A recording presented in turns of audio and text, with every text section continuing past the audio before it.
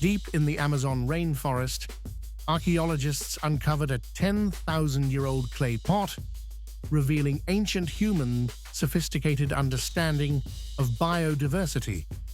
This pot contained seeds from over 50 different plant species, showcasing early agricultural practices and the importance of diverse ecosystems.